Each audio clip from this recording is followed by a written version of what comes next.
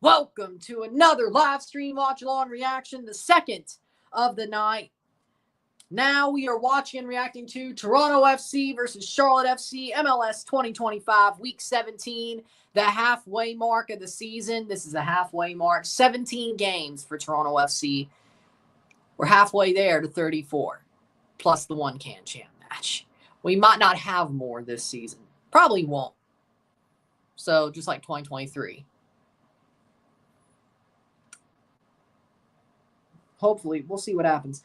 With that being said, Toronto playing Charlotte. No Bernardeschi tonight. Injured. He's not playing tonight. And who's to say if he plays soon? They say mid-June is when he's going to be back on FOTMOB. So, who knows? Starting 11s are as follows for Toronto FC. In goal, Sean Johnson, the birthday boy. Happy birthday to Sean Johnson. The back four of Cozy Thompson. He's back, though, even though he had a yellow card suspension on Wednesday. Zane Monlouis, love to see it. Lazar Stefanovic, love to see it. Raul Petretta, okay.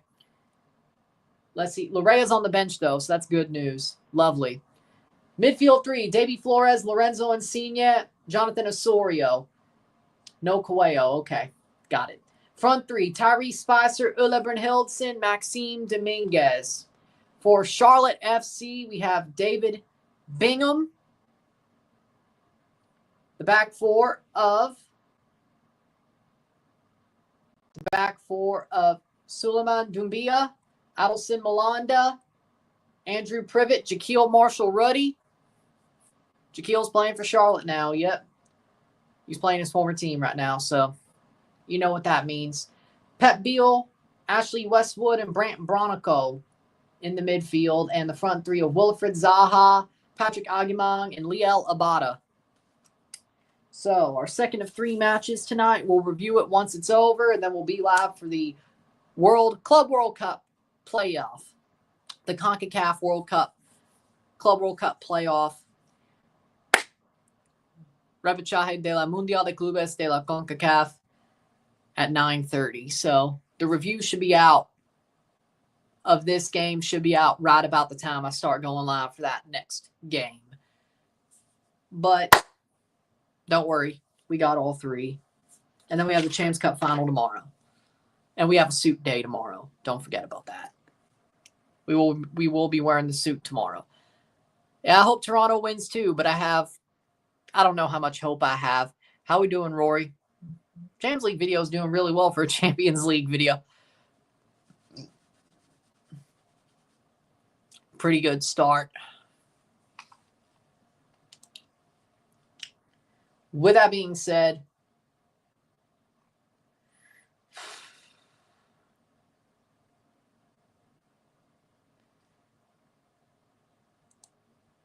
okay.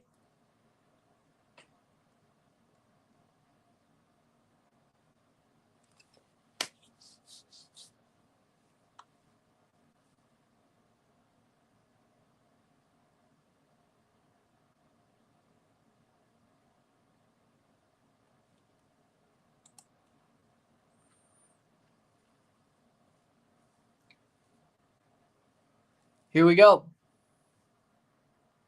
Well, don't worry. It's going to happen a lot in June. And I wouldn't say all day. It's mostly all evening, all afternoon, but sure.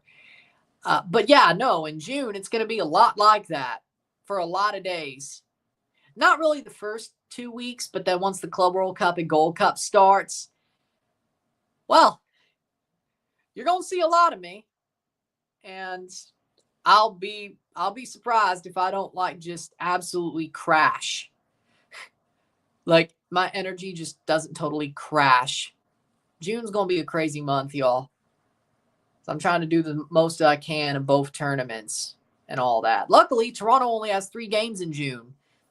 One before the group stage starts of both tournaments, one after the group stage ends, and I think one during the knockout stage. So thankfully, right, spots are starting. Yep, because Bernardeschi's hurt.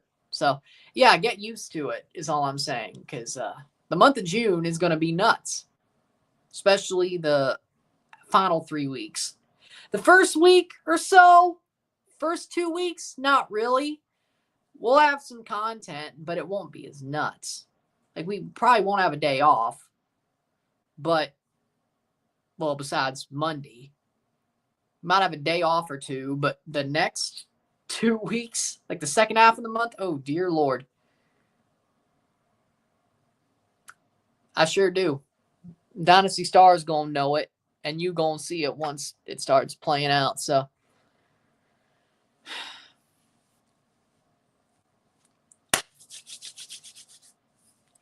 I don't think, I mean, even the World Cup wasn't that crazy because I didn't do the earlier games during the World Cup. I did like the second 2 games of the day, especially during the group stage. So, I mean, trying to do as much as I can. But then you have the Gold Cup. And the good thing about the Euros and the Copa America was the Euros was early, then the Copa America was late. Then I did Euro games. It was a nice little run. Now, there's some earlier Club World Cup games during the group stage. There are those. So, if I'm choosing to cover something else, hey, you have the Club World Cup and Gold Cup. Why watch reruns of the Euros? Come on. Like, I will say this. Gold Cup and Club World Cup. And then Leagues Cup in August. Late July and August. So, we have most of July.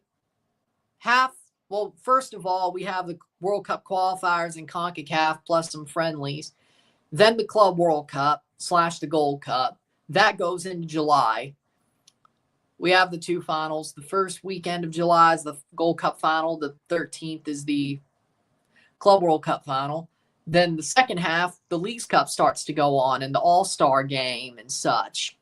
And then August, we'll see how much of the Leagues Cup I can do in August, but still MLS matches as well, of course, sprinkled in there. And, speaking of a June schedule, it's too damn full. There will not be any coverage of the Stanley Cup final.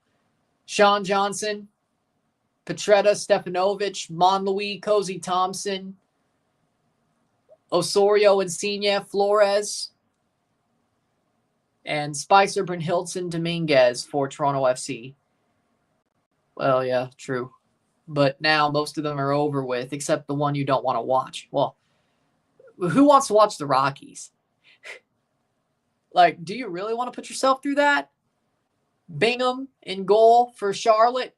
Not Kalina, which is crazy. Doumbia, Privet, Malanda, Marshall Ruddy, Bronico, Beal, Westwood, Zaha, Aguimang, and Abada. Why would you want to watch the Rockies? Unless you just want to see them be so bad that, I don't know. Yeah, he's in goal instead of Kalina, which is weird. Player to watch for Toronto is Ole Brynhildsen. Ole Brynhildsen, 2 goals in MLS the past 2 weekends. Maybe he's starting to warm up. Because Poch is ass. Like, let's be real. Poch is a fraud. He's never won anything. Player to watch for Charlotte, Liel Abada. He scored at Red Bull on Wednesday.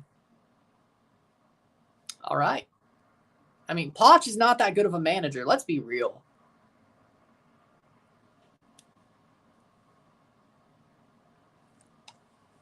Let me check their record. Y'all are about, like, if you go on this current path, like, if you keep going on this current record projection, like, if you extrapolate it out, well, you're going to be worse than the White Sox of last year. And the White Sox ain't much better at all. Michael Wacha outdueled Tariq Skubal. Is this 2013? The hell? 9-49. 9 wins in June. The Rockies have 9 wins in June. I have never seen that before. Hell, I think the White Sox at least cracked 10 before June last year, didn't they? You want to say it can't be worse. The Rockies don't even have 10 wins yet.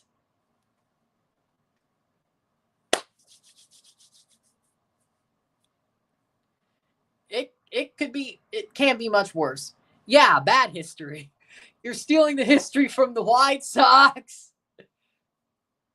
Which I guess I should be rooting for that because reasons.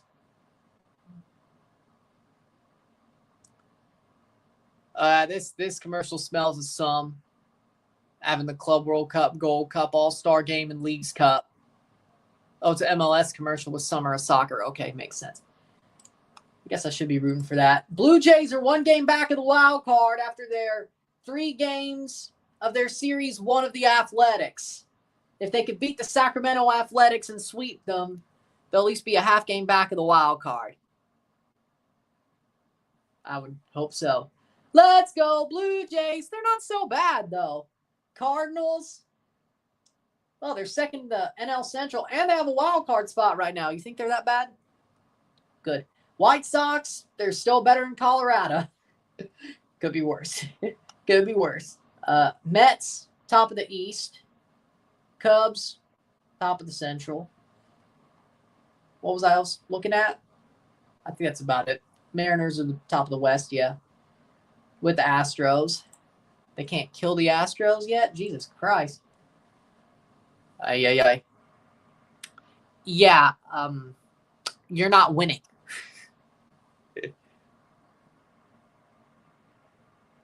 Well, hey, at least you have Bo Nix now. And no, Russell Wilson wasn't much better for the Steelers. He was just as bad. But you wish they re-signed Russell Wilson? No, I don't. No, I don't. No, I don't. Even if the Steelers don't get Kirk Cousins or Aaron Rodgers, I'm still fine with them getting rid of Russell Wilson. The mess up was them letting Justin Fields walk. That was the screw up. That was the one that was bad. That was the mistake. Letting Justin Fields walk. That was the mistake. That was the mistake. I don't know how the hell you pulled that off. Hey, but if it helps the Jays win the AL East later in the year, we're only 5 games back in the AL East. You know, maybe if the Jays get hot, you know, they've had 2 sweeps the past 3 series, you know. Wait, 4, my bad. They swept the Padres. It looks like they'll sweep the Athletics. The Rays and Rangers, they did better against Texas, but that was in Texas. You know,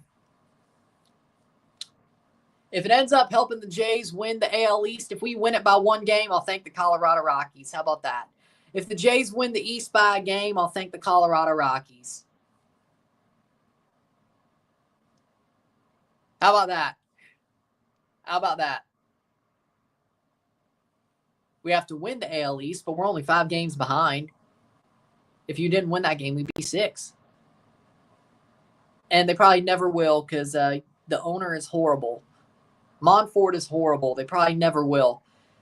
But then again, they did make a World Series once. Yeah, then what happened? What happened? What happened?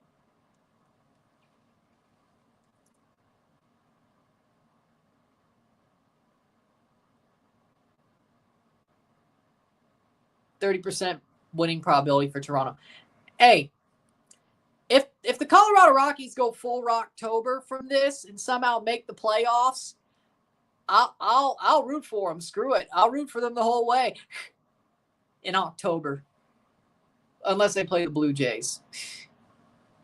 That won't happen, but Joe Dickerson's the center ref tonight. Well, he's okay. That won't happen, I'm just saying. Araguin is the VAR referee. Never heard of him, but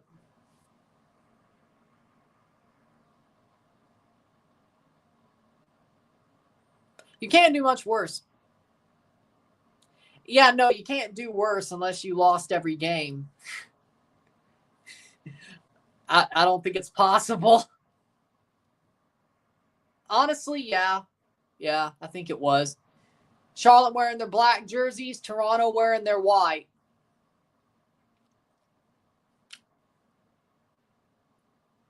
You can't lose every game in baseball. That's impossible. Like, you can't go 0-162 and you can't go 162-0. It's impossible. Yes. Abada is starting, yes. He's also the player to watch by the eyes of MLS season pass.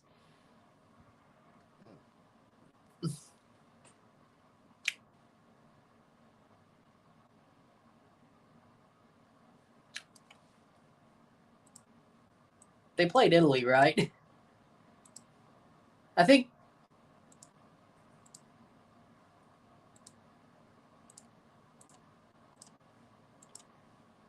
And here comes the kickoff. They played Italy, right? Yeah. Italy. That Italy game. That was, I'm biased, but Italy. That was the worst. That Italy game was the worst ref game of that South Korea run. Yeah, I'll agree with that. Biased, but just looking back on it, well, thankfully they did. The next World Cup, Italy won. The World Cup after that, Spain won. Yeah. Yes, they did. Sunny day in Toronto. I hear there's a heavy breeze that makes it feel colder.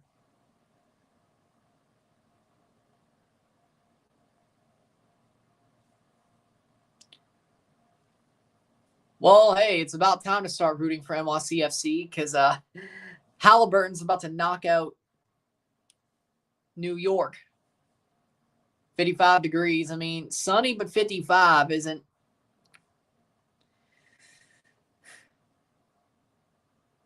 Spicer. Insigne loses the ball. They'll be out for a throw in.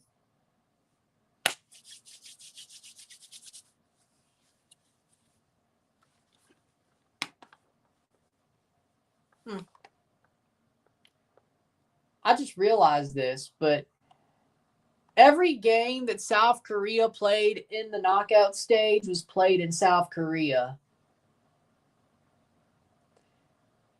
Huh.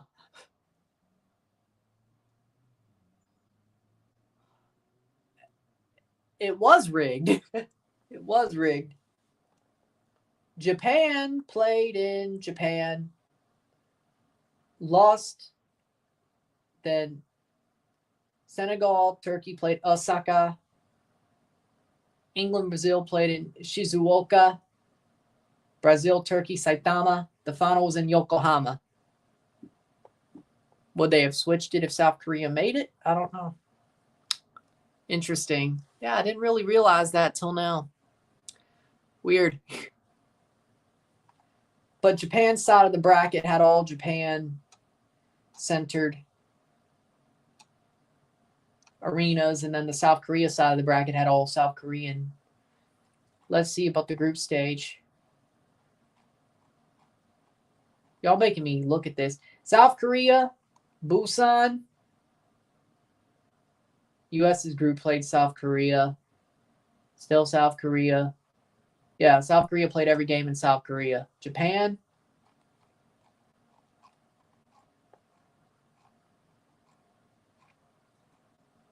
Japan played in Saitama, Yokohama, Osaka. And then every game Japan played was in Japan. So they set up the bracket to fit that way because Japan was in Group H and South Korea was in Group D.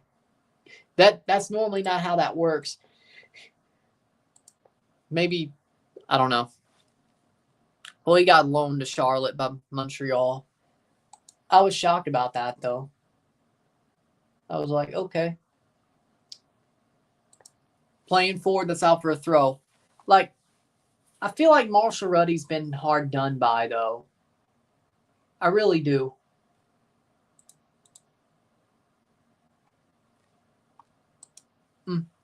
Throw in for Spicer, 4 minutes in. I think it was a loan deal, yeah. I think it was just a loan deal. Let me check. Yeah, on loan. He's still owned by Montreal, but they loaned him out. Toronto won their last game against Charlotte at BMO Field.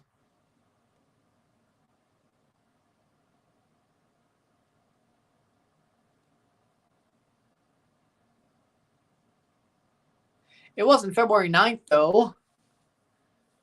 It wasn't September either. It was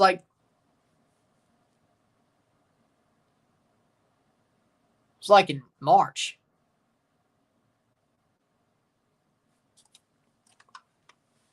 But yeah, they did play each other in Toronto, and Toronto won against Charlotte in Toronto, 1-0 in Senior Wonder Strike.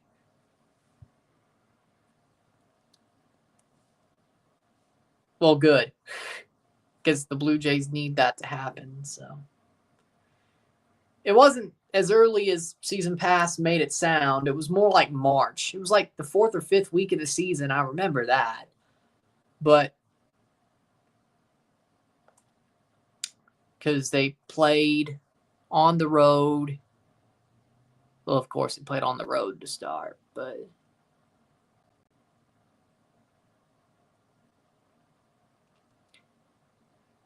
they drew their first game against Cincinnati. They played the Revs on the road.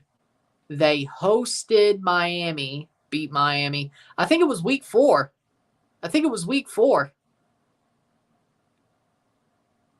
Wait. No, they didn't. No, they hosted Miami at the end of the season. That was actually 2023. I forgot. No. No, I got 2023 confused with 24. No, they didn't play Miami that early. The home game was the final game of the season. Scratch that. Week 3 of 2023 was Miami.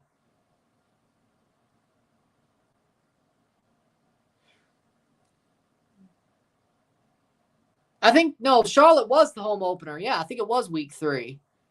And then they played somebody else the next week. Yeah. It was week 3 or 4, which that was like March. And Senior back-to-back.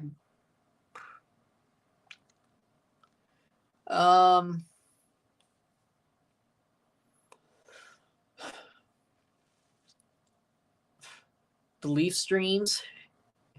I would say the Leafs Florida streams had a good bit of it. Toronto versus Montreal can champ that just happened.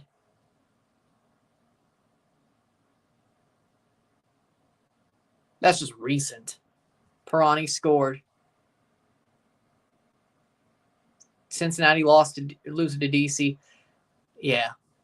Well, at least they won that one. Pretty messy, though, so. Yeah, I think Charlotte was week 3 of last season. That might have been our home opener, I think. It was either the week after or the week of the home opener. It was either or. So it was that early, yeah. I'm so busy, my brain is just racking to a point. Sometimes Marshall Ruddy's down. 8th minute, 0-0. Charlotte has backslid in form recently, just to be clear. They started out the season hot. They have now had 4 losses in 5 games coming into this match. So Toronto could win this. It's not like they are still the underdogs, of course, but if Toronto won this, it wouldn't be so shocked. That was 2022.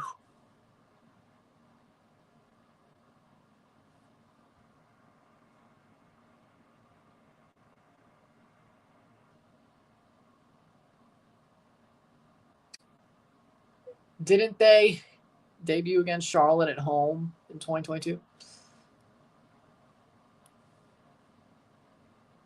I know Toronto kicked Charlotte's ass twice after Bernadeschi and Lorenzo got here. Like, they beat them both times. 4-0, yep.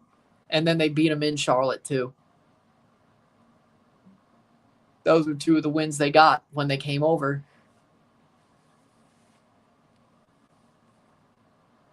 Nine of 11 matches on the road in May for Charlotte. Well, that makes sense why they've skidded so bad.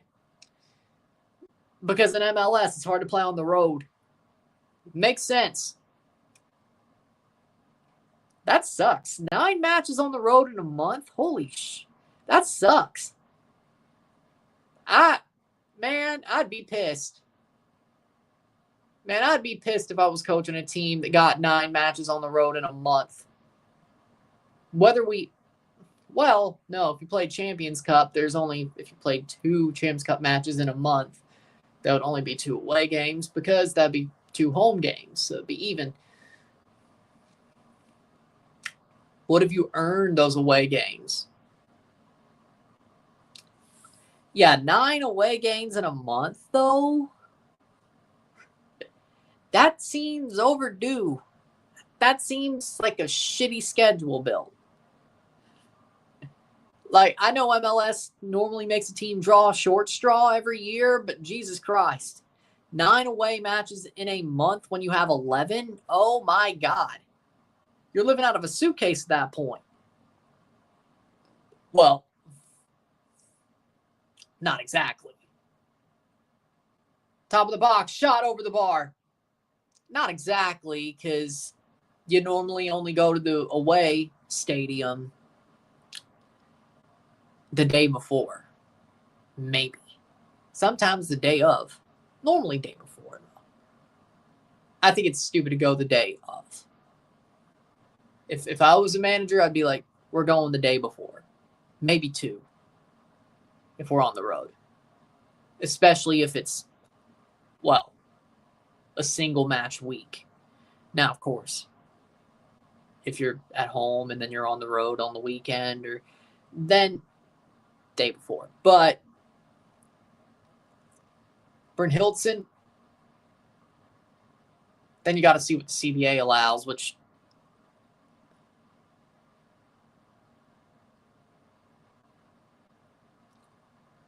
I'm not saying a CBA is a bad thing, but some of the stuff they have is dumb. Some things they have is amateur. Some things the MLS CBA has is amateur. Let's just be real. Like, part of the problem is the players don't really want to be like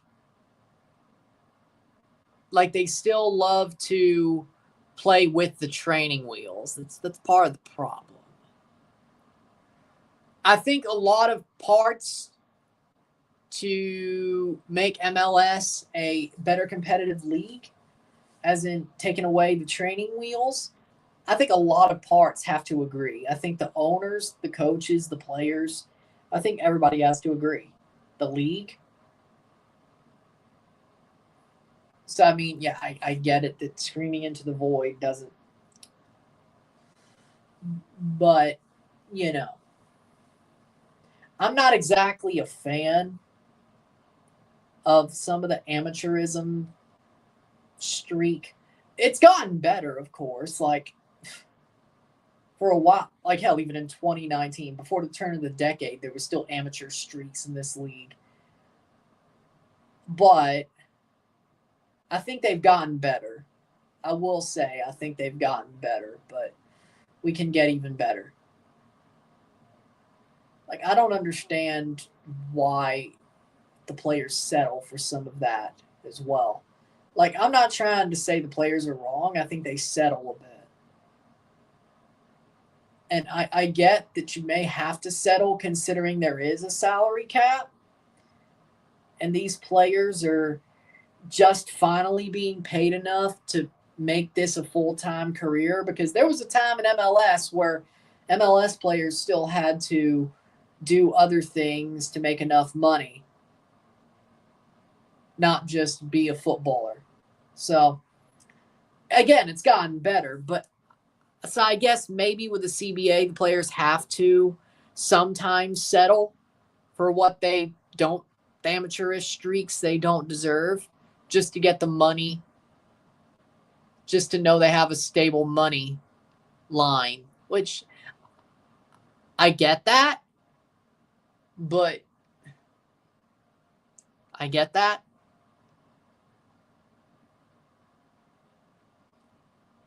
I get it. But I feel like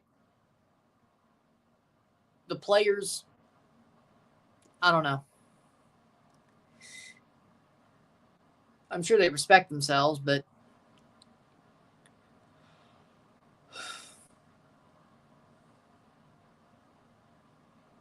and Oso he's getting dealt with the trainers. Here we go again. It's his leg, though. Ain't that funny? Injured shoulder comes back, maybe injures the leg. Abada, shot wide. Lucky. Toronto's lucky that didn't go in. Lucky.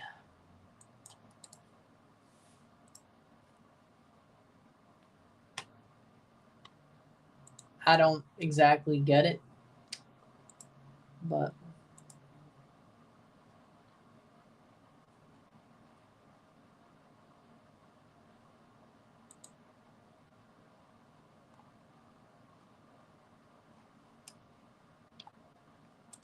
with that being said, playing forward, luckily, still 0-0. It's going to be one of those games, isn't it? Good clearance by Malanda. Privet. Budweiser. Charlotte is 1 win away from 50 wins in all comps in club history. Well, I think it's about to happen tonight. They might get their 50th win. Toronto, respect yourself. Don't let them get their 50th win in your house. How about that? Miami 1, Columbus 0. Okay. Yeah, I picked Columbus to win on the pick'em. Shit. 16th minute. Allende assisted by Messi. Well, of course. Over the top. Spicer making a run versus Marshall Ruddy. Spicer. Oh, cross in. That's out for a goal kick. He tried. Spicer burnt past Shaquille.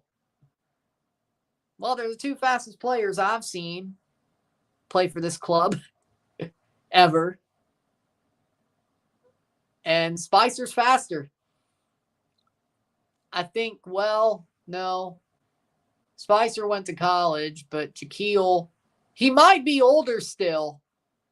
Probably barely. Shot saved by the birthday boy, Sean Johnson. Cameron Harper scores a goal against Atlanta, 1-0. Told you about Cameron Harper. What did I say? What did I say? Damn talented player. Pep Beal saved. That was a good shot. Ball crossed in. Shot. Oh, blocked off the line. Pep Beal over the bar. Jesus Lord. Toronto's having one of those. Cleared off the line, and then it got put over the bar. St. Louis beat San Jose?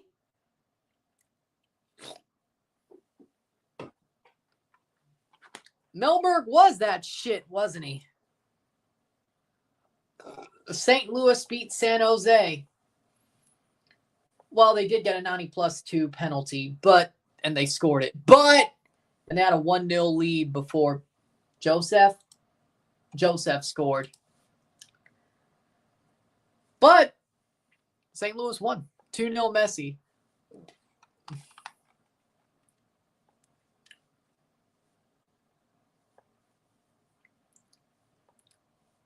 Okay, then. So Edward Livin is back. Well, that helped. Cincinnati 1-1 Denke. Well, there you go. Wouldn't take long. 19th minute. I will say this, though. Spicer. 1-0 Chicago Fire against Orlando. Damn, Orlando sucks. Damn, Orlando sucks. But St. Louis beat San Jose, which I can't believe that. Well, okay, Orlando had 3 straight wins, but losing to frickin' Chicago? Chicago aren't even that good. Well, Toronto will be above DC with a win. That's good news.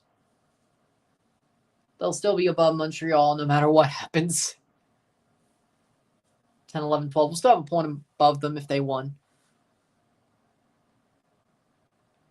Well, free kick for Charlotte. Yep.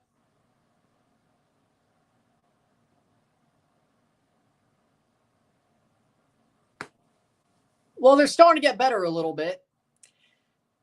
We'll find out. Goal kick for Sean Johnson. We'll find out, though. I could see that happening, but because they're the away team and PSG was wearing their blue and red, but so they had to wear a different jersey. But doesn't Inkdad have like a white jersey? It's like a away kit, like a white and blue jersey, and then the yellow. Like a white and blue stripe, white, blue, black stripe jersey. You get away with that. But okay.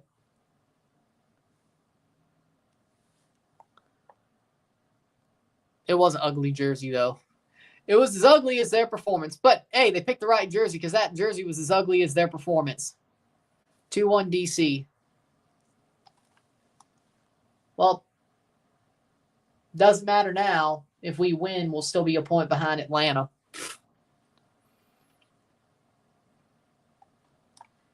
But we need to win this game, so that's all that matters. If you want any chance of anything, steal a win. I wouldn't say Charlotte's outplaying Toronto, but there's been moments. There's been bad moments.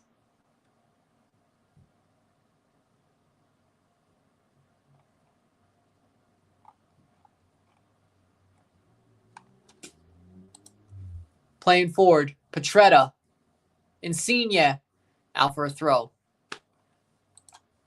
Cincinnati's had they're like bipolar.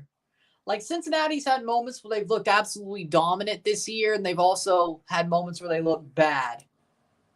I can't put my finger on what they really are.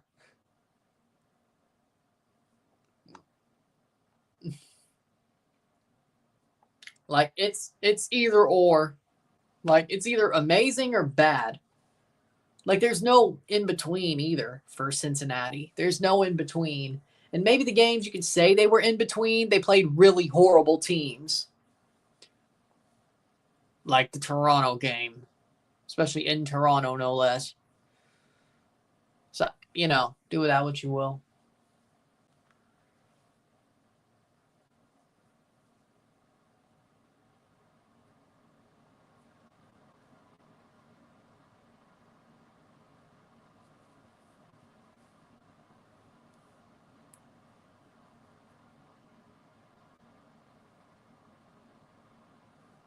"23rd minute. 15 days till the tournaments start. Acting like the Gold Cup doesn't exist. And technically, you could really say the Club World Cup starts today. I know it's a play-in, but I know it's a playoff, but you've never seen a World Cup playoff be this close to the actual tournament. I mean, at this point, it's just like there's 2 weeks off until the actual starts, but whatever.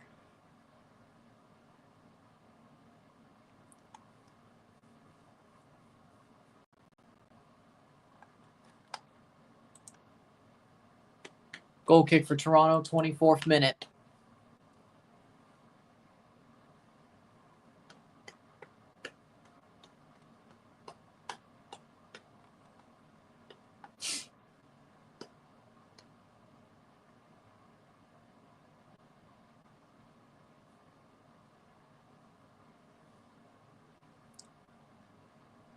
Playing forward.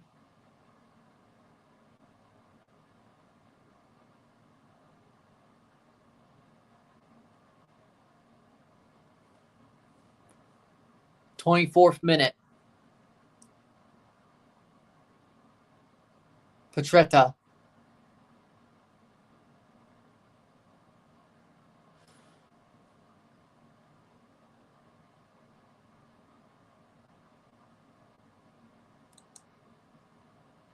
Hmm. 25th minute. 0-0 throw in.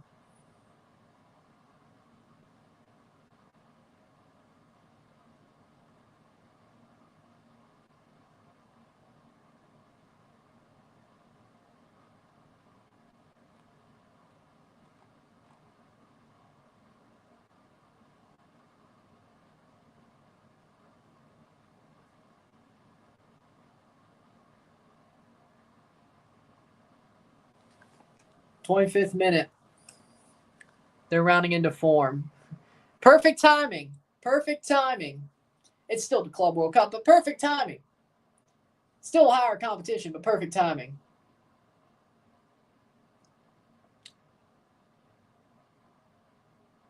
Plays forward. Toronto's running at the ball. Like, this game kind of reminds me of the Nashville game to a certain extent. You would hope.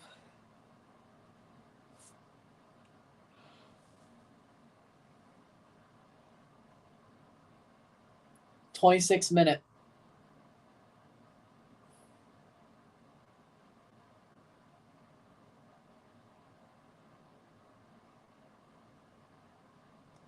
Playing forward.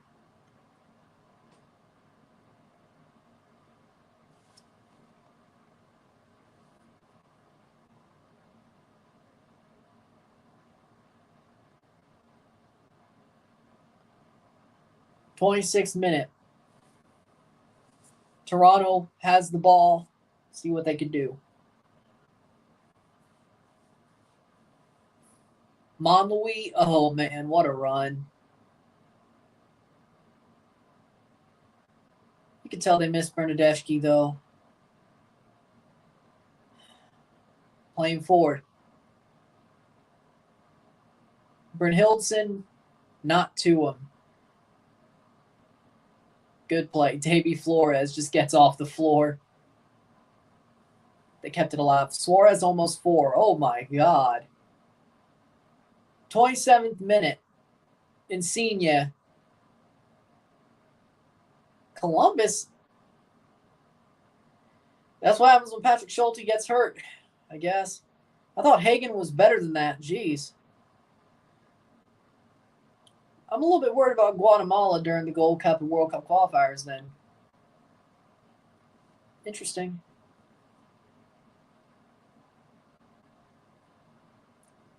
Zaha plays down.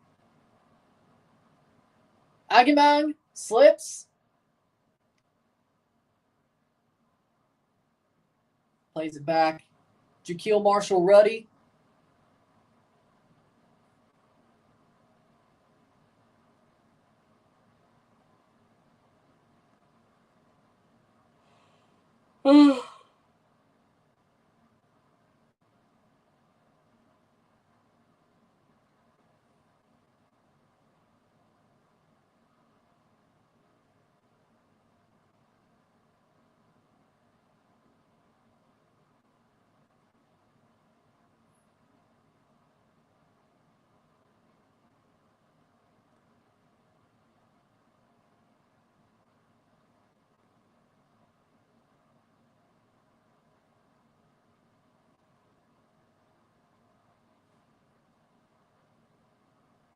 .28th minute.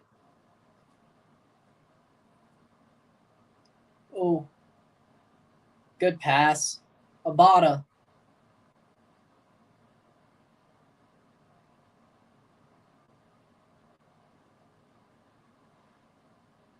Blocked.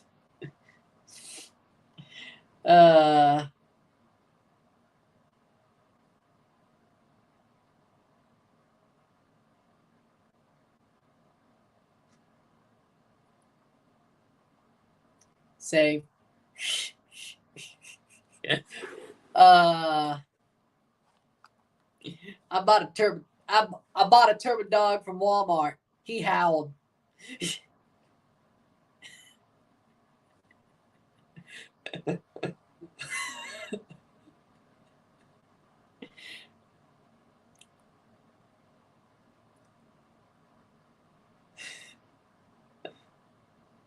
Header past the post. Abada, whatever.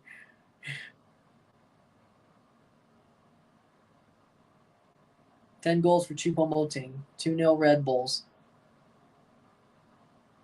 They still have an MLS Sunday game when the Champions Cup's being played tomorrow. Well, it does happen. It does start before. It does start before the Champions Cup final. Still, well, then again, there was a lot of MLS games when the Champions Cup final was played last year, but that was because it got moved because of the presidential election in Mexico, which, yeah, totally different situation because it got moved back to a Saturday because the presidential election in Mexico was a Sunday. Damn.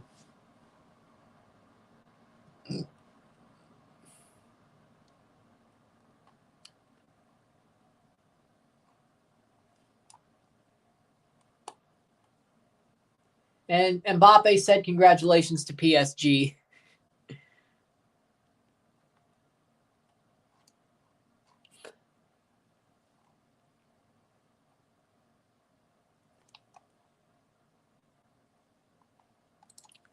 Dumb. Well, I wouldn't say Mbappe was. I'm shocked he congratulated him. I mean, it was an Instagram story, but, there ain't much effort that goes into those, but, sharing a post on Instagram story and then said,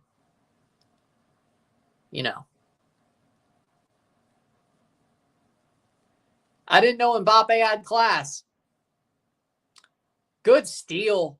Go, go, go, go, go, go, go. Good, good, good. Offside? Okay. Bad call. 31st minute. 2-0 Chicago, Hugo Kuipers. Jeez. Orlando sucks. Orlando sucks. Montreal hasn't scored yet, or New England for that matter. Stefanovic, good defensive play on Aguimang. Good job, Lazar. DC is beating Cincy. Atlanta's losing to Red Bull. Miami's beating the shit out of Columbus. Chicago's beating Orlando. Well, we're one of the only 2 0-0 games right now. And then Dallas, Philly, Houston Sport, and KC is played 7:30. There's a game at 9:30. 2 games at 9:30. Then we have a game tomorrow. And then June 7th is when DC Chicago gets played. Shot saved by Sean Johnson.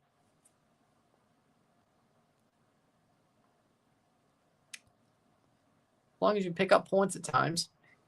Sometimes football is a weird sport. Do I think Toronto should have got that 6-1 result against Montreal? No, but they did. Sometimes you just got to realize that football has weird results. Well, I don't know if Chicago, Orlando is a weird result, but, sometimes a team you think you should beat, you don't. That's why they play the games. I'm not saying I don't think Toronto plays forward. Good block. Good job on the Wii.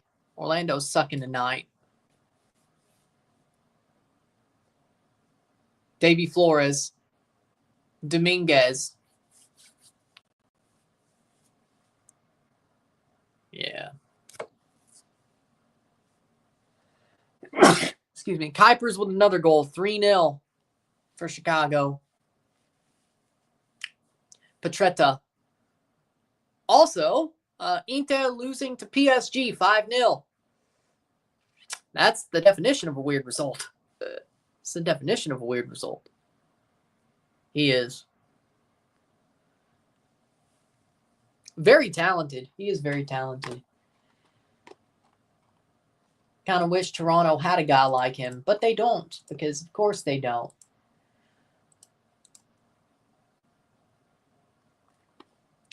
Such is life. 34th minute. 0-0.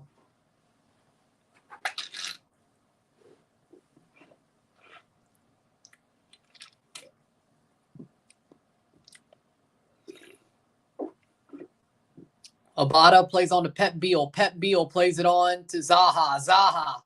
Wilfred Zaha. Shot. Wide. Corner. Good block by Sean Johnson. Sean Johnson shut out Wilfred Zaha. I can't believe I'm saying those words.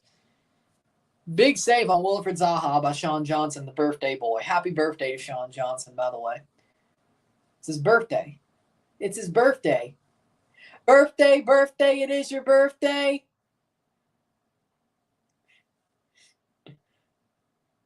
Cross in. Header. Shot. Goal. And offside. And it's offside on Charlotte. America. America. And it was offside. Okay, 0-0. Why would TFC be looking at bringing in Jose Paradella? Just a way for his agent to get him more money.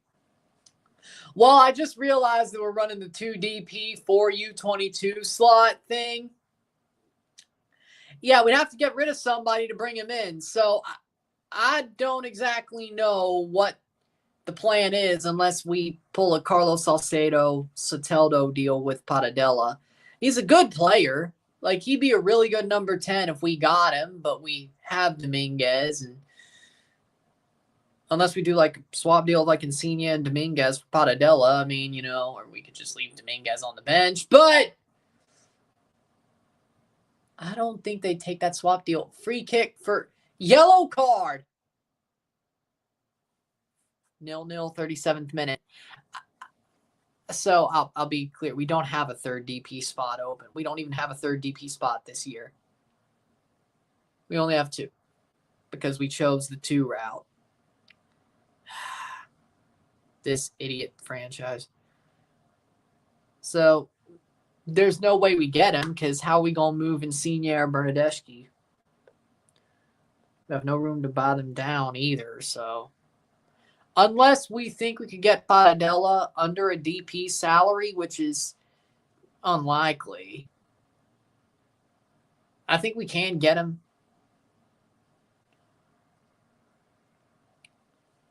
The Florida Man team won the Eastern Conference. Well, that was expected. I'm doing good. That was expected once they got to the conference final. I still think Edmonton's going to beat the Panthers, though. Go Big Ol'! I'm doing well. Champions League final was awesome. UEFA being that. Toronto's doing okay. We only got a red card. Why is he useless except against Toronto? Well, for Montreal, he's not. He was useless against Toronto for the Revs, but he understands the assignment. Cross. Oh, shot blocked. Good job, Oso. What a block. What a block by Oso to make sure that doesn't go in. What a block. Cross, good clearance by Stefanovic. Mississippi. I was born in Mississippi.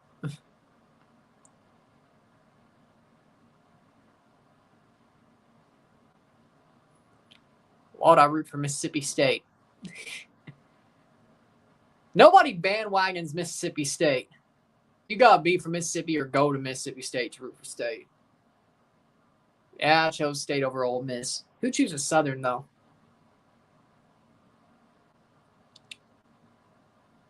Like, bandwagon in Alabama, that makes sense. I didn't do that, I'm just saying.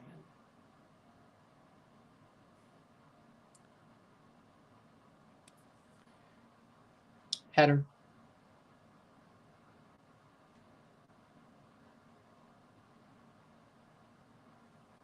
39th minute.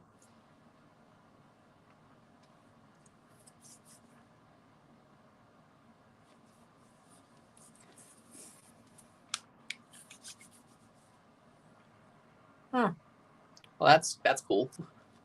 That's cool.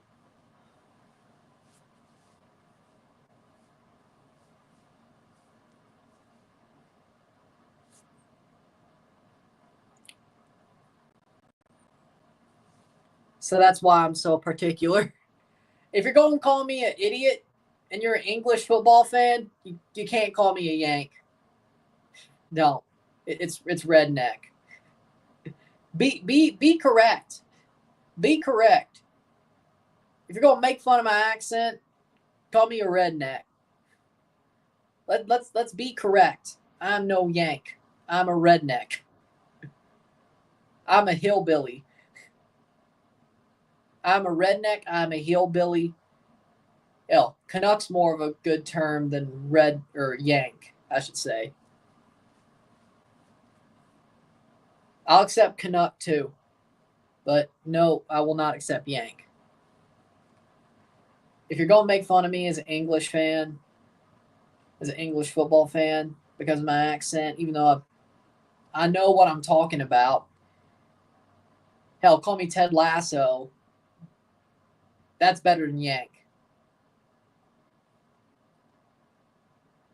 Redneck, hillbilly, or Canuck, that's the way you should go. You're wrong if you say Yank. Also, I'll accept Ted Lasso. Even though, funnily enough, the character's from Kansas. That's not really Southern, though. I mean, yeah, also Sudeikis is from Kansas, but that's... No. Like, no. Like, they give him a Southern accent, but he's from Kansas. That's not Southern. That's Midwestern. I don't understand it. So, technically, you're wrong, but... Technically, you'd be wrong, but...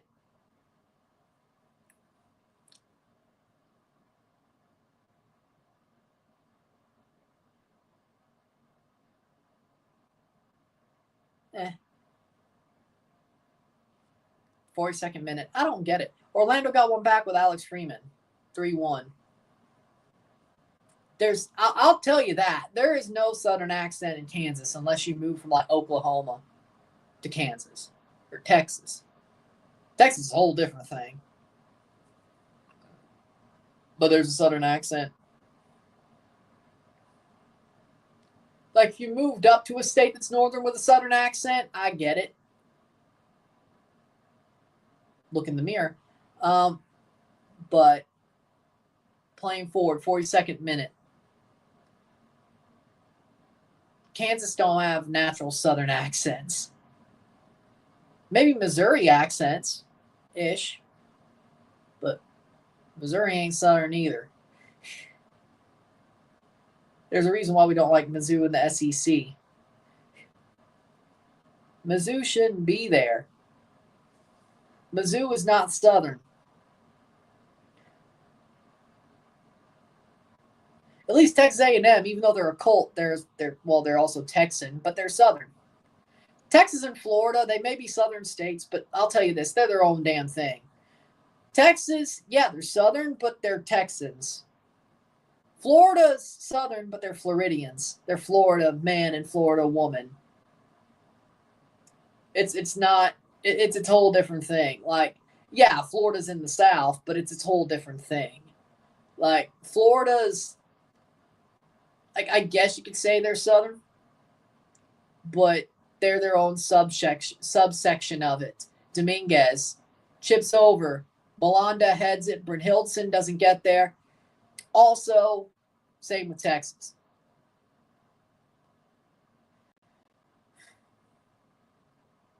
Abada has all this clean space. Oh, nice.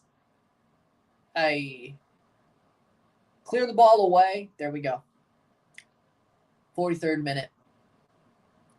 Like, I mean, Florida's a beautiful state. Don't get me wrong. And Texas is as well. But playing forward, Brynhildsen. Oh, Brynhildsen, he might do it again. He has no help this time. It's out for a corner. Out for a corner. He almost did it again. 44th minute.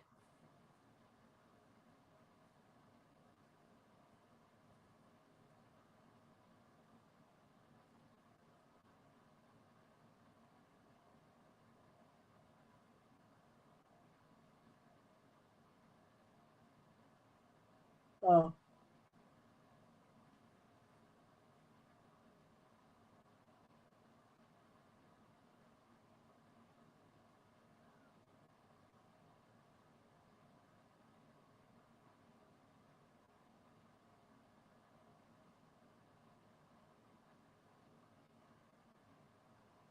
Cross in.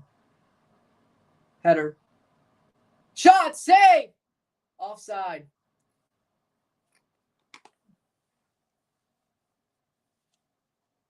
And it's going to be halftime, I'm thinking. It is halftime, 0-0. No stoppage time. All right, we got 45 more minutes in this match. Toronto has a 0-0 draw. I think that's a fair result so far, but we still have offside ends the half, 0-0. Then, of course, 2 hours away from the LAFC America match. We'll do our best to get the TFC game uploaded quickly, review uploaded quickly. The less goals, the better. For that. With that being said,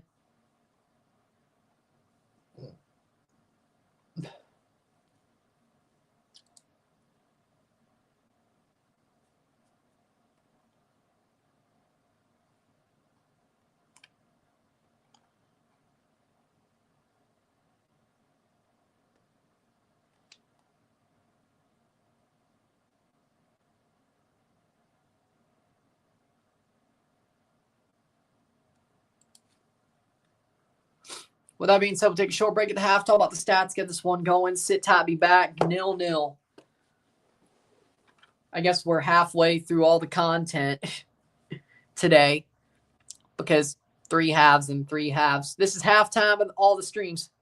Who wins the Club World Cup? Will PSG win that one easily? I mean, I'll make my predictions later, but yeah, PSG is a big favorite right now. We might get a mini Super Cup. If Chelsea PSG ends up being the final, we might get a mini Super Cup.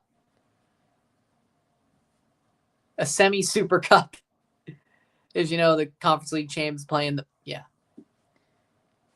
While they got no chance the actual Super Cup doesn't make any sense to me, but either way, sit tight, be back.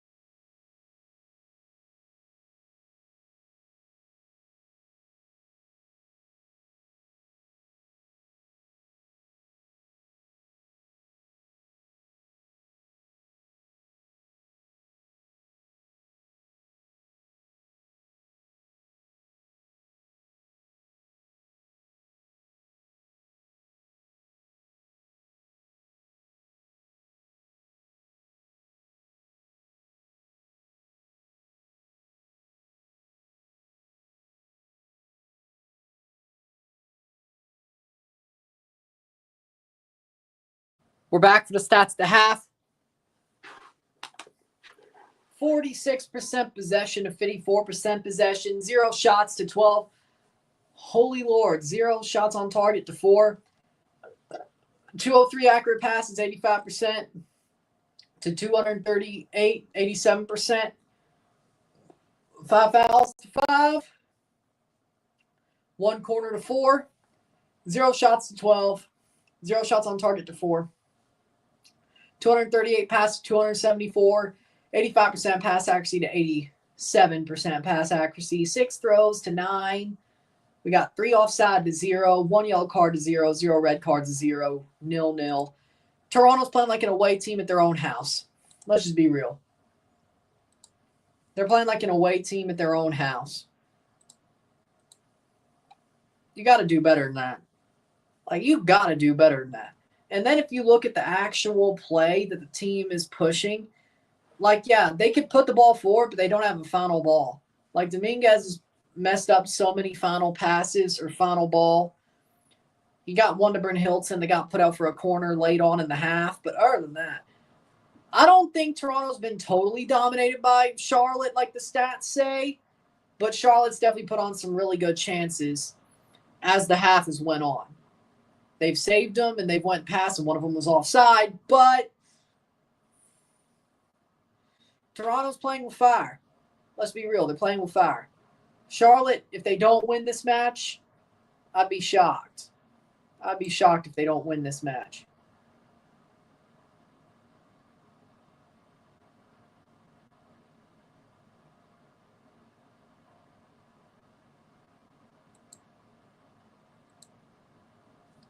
I'd be shocked if Charlotte don't win this match.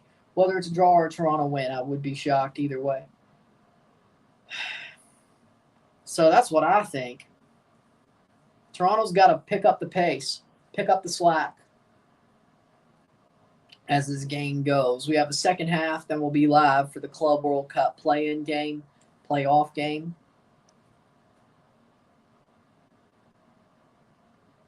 Match is 0-0.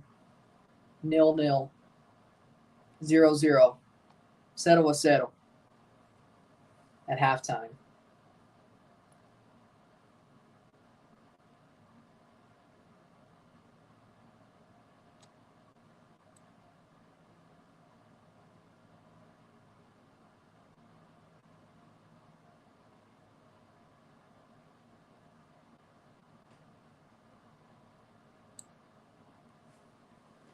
So, we'll see how the second half goes.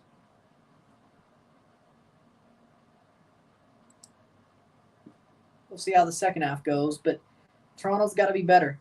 They got to be better. Got to be better.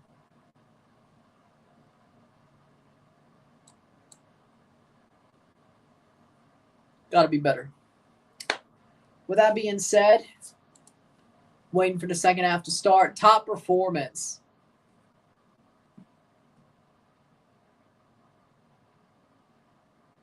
Sean Johnson so far. I would agree with that. If the game ended after a half, it'd be Sean Johnson. The birthday boy trying to save Toronto's ass. That's his job. But either way.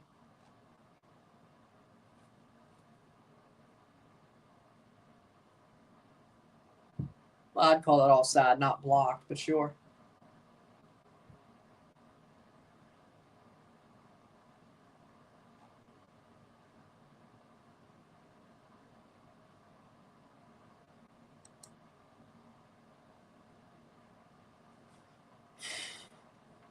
Second half, soon to start.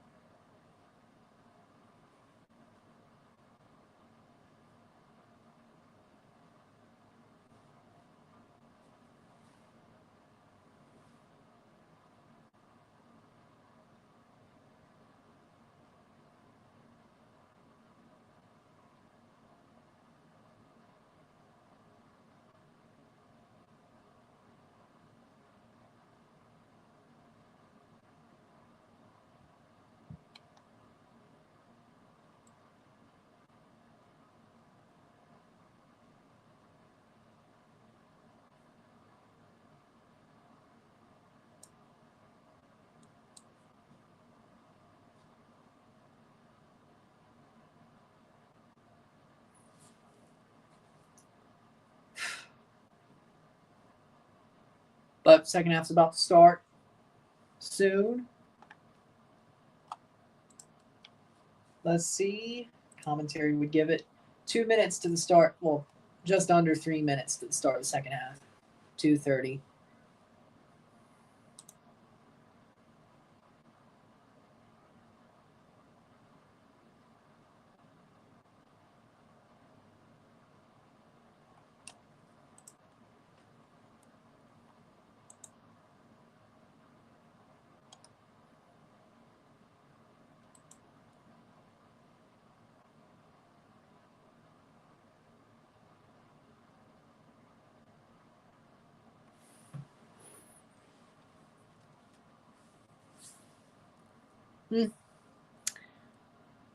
Thumbs up.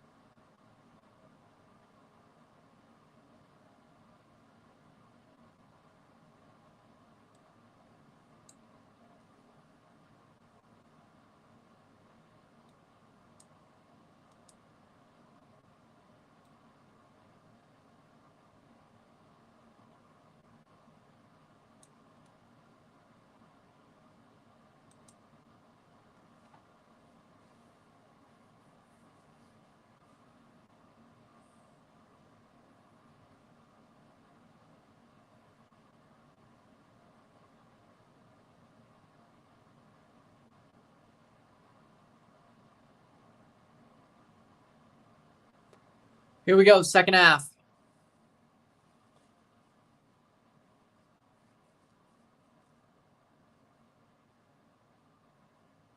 Come on, Toronto. Find a way, boys. Find a way. Find a way. First half, they survived. Let's see where the second.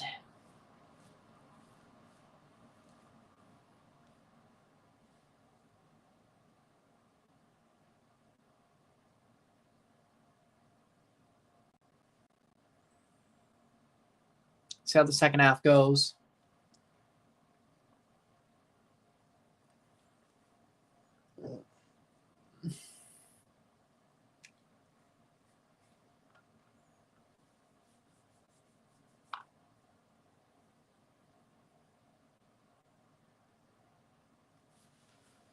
It's Rolstead and Etienne Jr. coming on for the second half. Oh, this is a...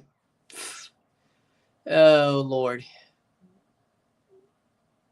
We were defending well already. Why?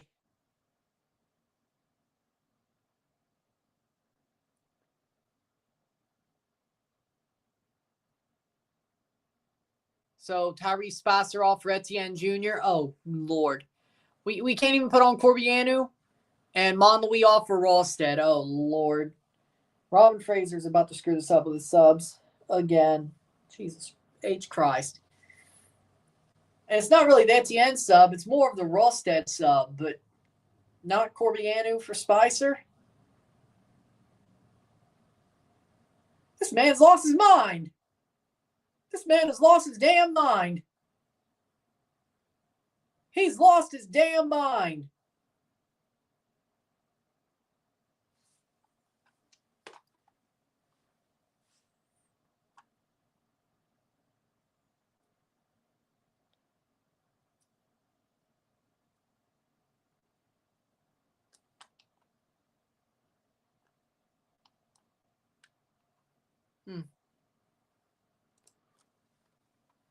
46 minute.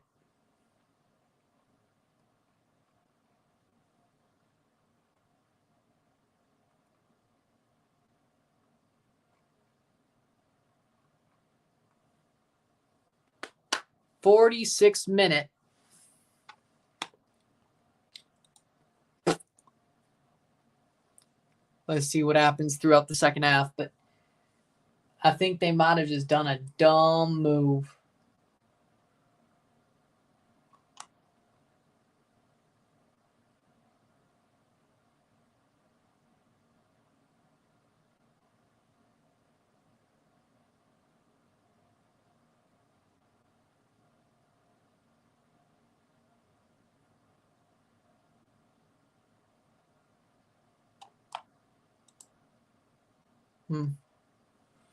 Playing back.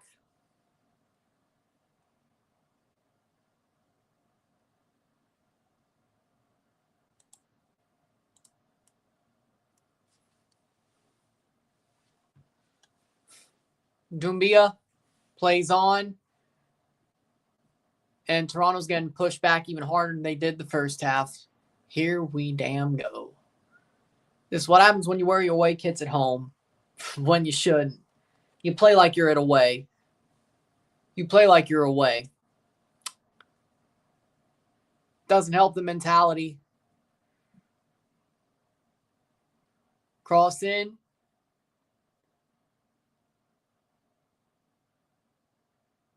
Cross blocked.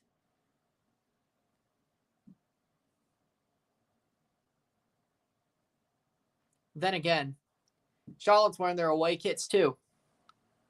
So does it. That's out for a corner. Rosted, you are an idiot. And there's his first mistake.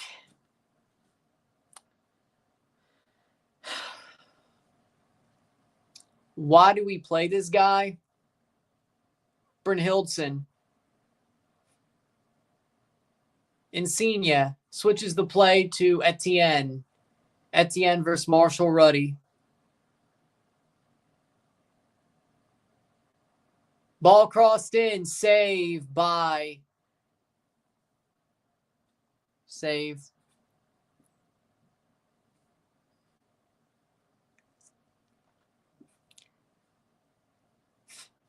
48th minute. That was the plan.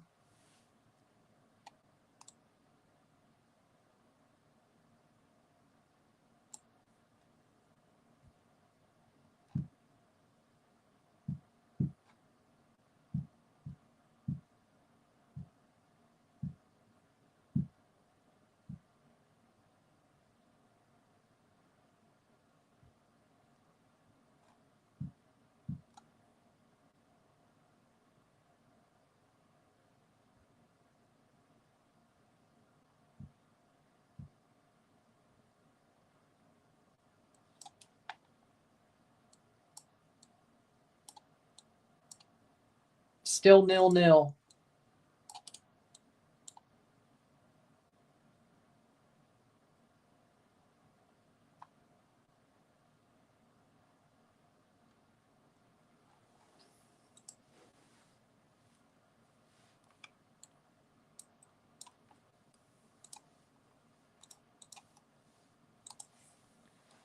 '50th minute. Zaha shot saved. Hey, that's football. How we doing, Dylan? 23.9% winning probability for Toronto now. Yeah, that sounds about right.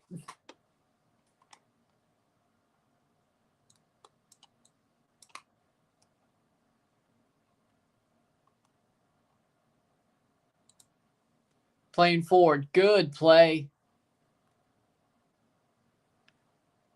And it's 7-3 against Florida State. Okay. For Mississippi State. Well, that sucks.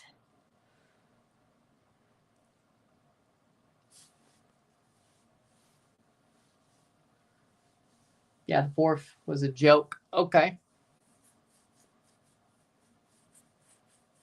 State's got to make their way to the final and win 2 straight then. I guess not. But to put on Rosted instead, Fraser has a death wish. And by that I mean getting sacked.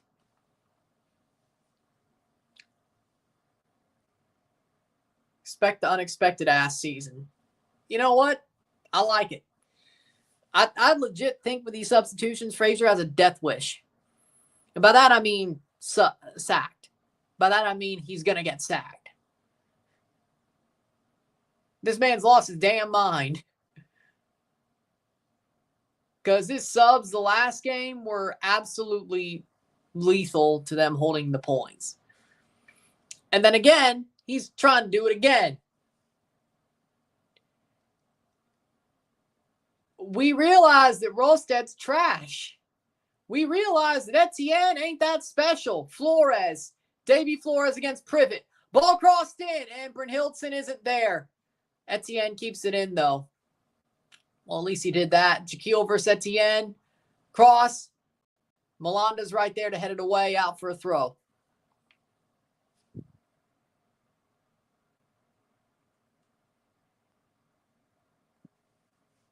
Well, I mean, I want Toronto to score too, but exactly. Monlouis legit is MLS quality at least, but I think he's high-level MLS defender. Like he came from youth level in England, from Arsenal. He's a damn good defender. What more?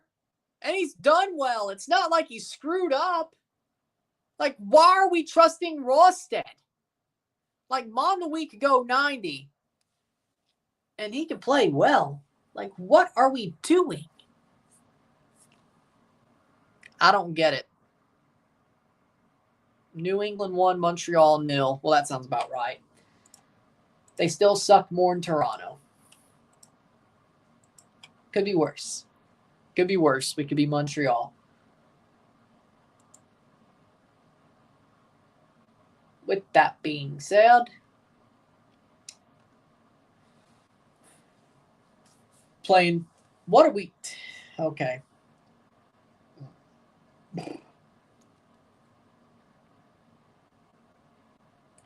Cal Raleigh hit his 22nd home run of the year.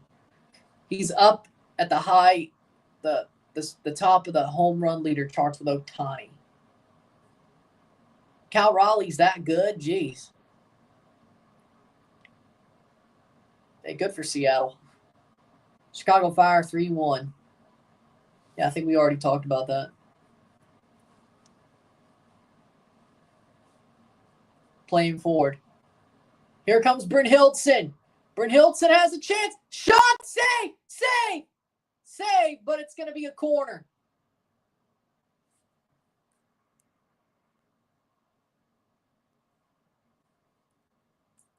I think it's a coaching problem, as well as we don't have an offense to speak of. Partly both. Partly both. Partly both. But an offense not scoring is a coaching problem nonetheless. Our defense is pretty solid, especially when we're playing Monlouis and not Rolstead. But Rolstead's been a problem for like 2 damn years. I've been saying that since halfway through the season he came here? Shit. I think it's a coaching problem. I'd say it sucks that I have all the answers. Like, I have all the answers. How do they not?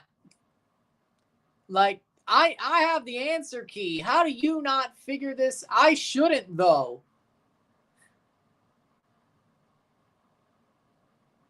And you think, when I say something, am I normally right? I'd say yes. Well, my predictions sometimes go off the rails, but that's sports for you. But that's sports for you. But like actual takes. Like, this player's trash. This player's good. This player, I'd love to see him sign for this club or something like that. Don't I normally get those right? Some of my predictions are wrong sometimes. But don't I normally... My takes on players, aren't those normally on the money?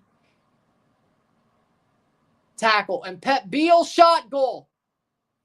And it's 1-0 Charlotte. Pep Beal scores. Oh, my God. Pep Beal scores. What are we doing? My God. This team sucks, man. Ay, ay, ay. There it is. Oh, look, I think Eric Williamson? Christ, Toronto sucks. Yep. Called the Pirate.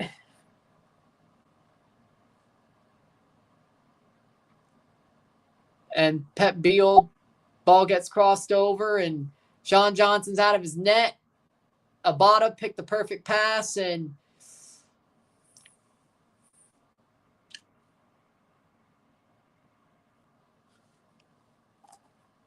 yeah.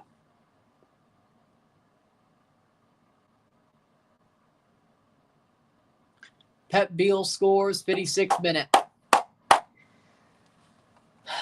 You can't let that happen. 56th minute.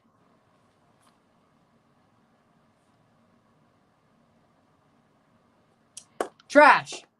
57th minute. Well, what'd I just say? I would send that man into freaking space. I would get rid of that dude. Like, if I was the manager, I'd never play him. I'd never play him. I don't care if we're playing a kid from TFC2. He still couldn't be worse. Rostad is the worst. Send him to the moon.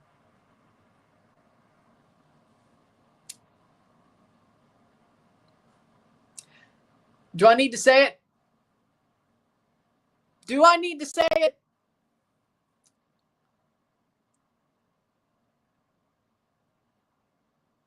Do I? No? Maybe? I don't know. Well, I'd also accept Bobby Smirniotis, but one of those three. I believe in Bobby Smirniotis. If they went that way, he wouldn't be stupid enough to take the job, though. And, well, Ange, why would he leave Tottenham for... If he got fired, yeah, but...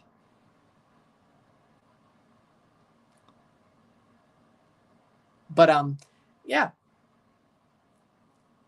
Y'all need a hero.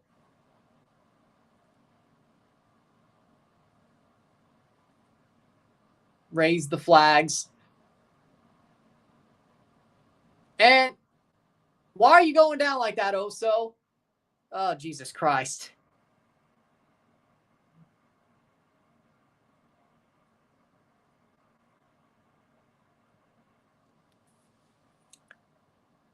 Well,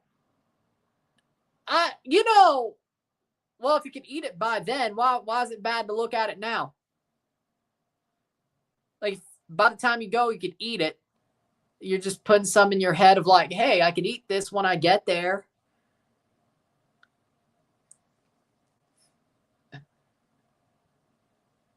I don't see what the problem with it is. I don't, really. I don't. 2-0 New England. Well, at least Montreal still sucks. Toronto doing the same stuff they've been doing for a whole half of the season.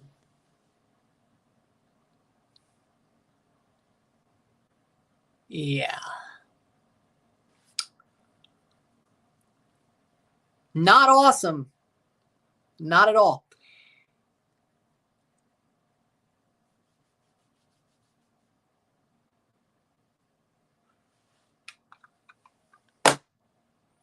Do you think a 14-0-0 record would be enough to make the playoffs?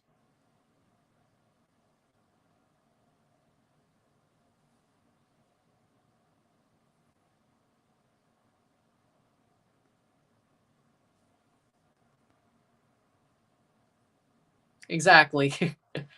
Chuck. Dude, you're a Vegas fan. Dude, you're a Vegas fan. You have Vegas names you can use for that. Like Mark Stone.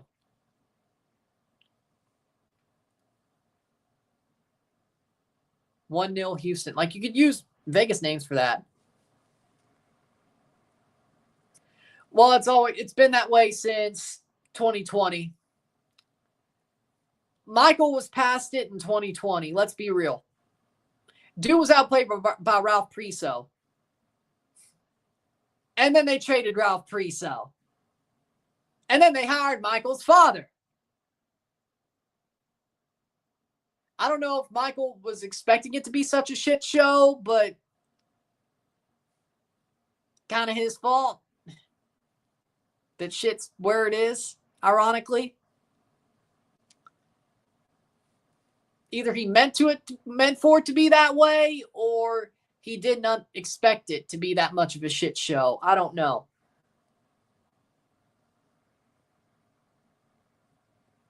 Thoughts on Quinones going back to America? He should have never left.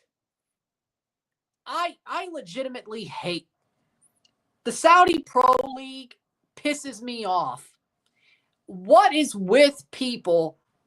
Like, if I wish MLS could do what Saudi does, I really do. Maybe it's part jealousy. I wish there was no salary cap. I wish MLS, Liga MX can though. I wish MLS could do what Saudi does. Honestly, and let's be real, I think CONCACAF honors are more real than Saudi Arabian honors. Honestly, if MLS could pay the same money as Saudi Arabia, especially the big clubs, the CONCACAF honors are more real. Or more respectable, frankly, in my opinion. The MLS Cup is more respectable than the Saudi League. The Shield, okay, the Shield doesn't matter.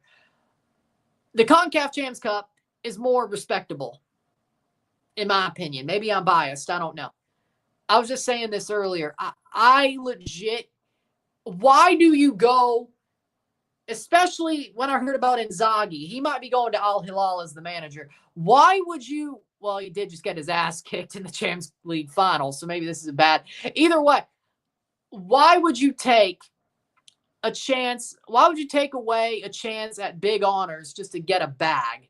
Like, I get money's money, but really?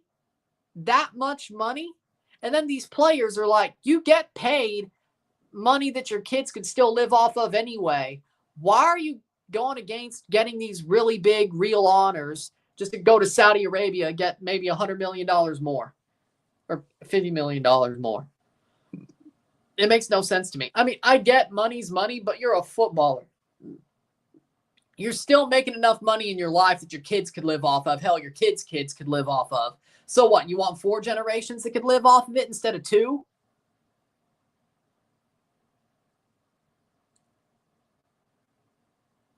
You won't even know those other 2 generations. Maybe one of them you won't know if you're lucky. Maybe.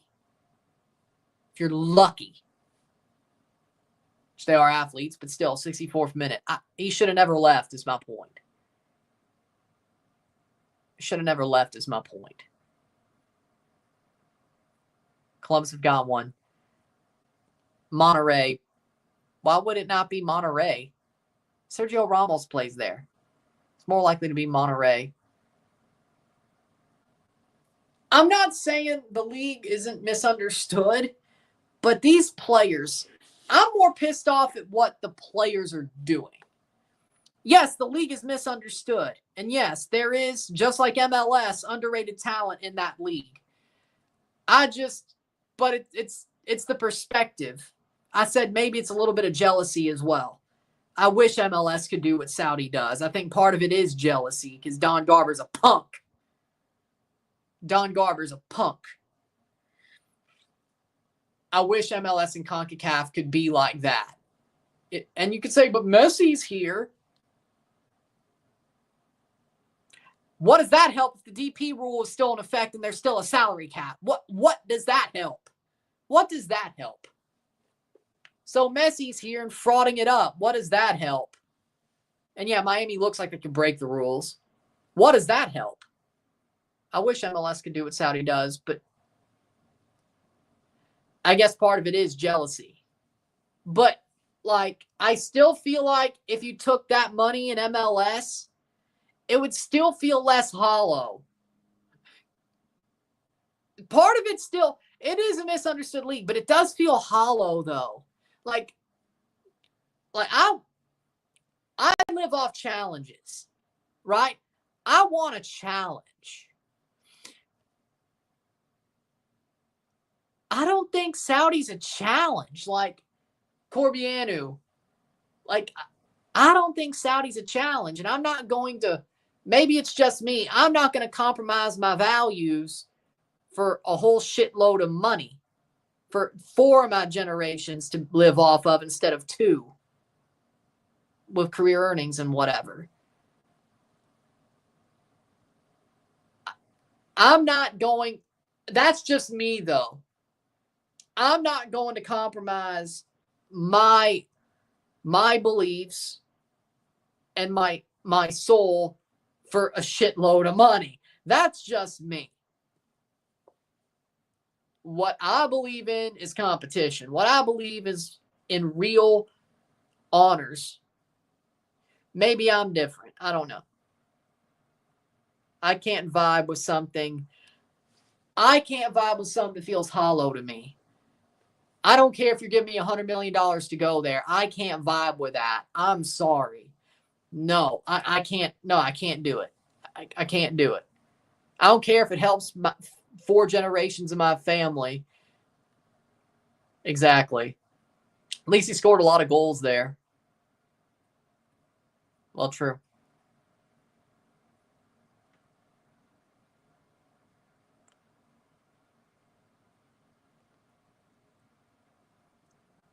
Well, good. Julian Quinones is 1 goal from Benzema on 3rd and Cristiano, 5 from Cristiano.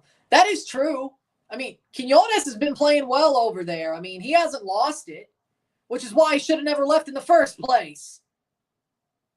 Like, just imagine if he could score that in Saudi Arabia, how much would he have scored for America this year?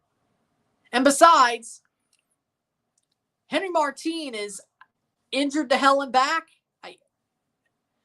I think they would have been better off. 68th minute. I don't know. I think they would have been better off.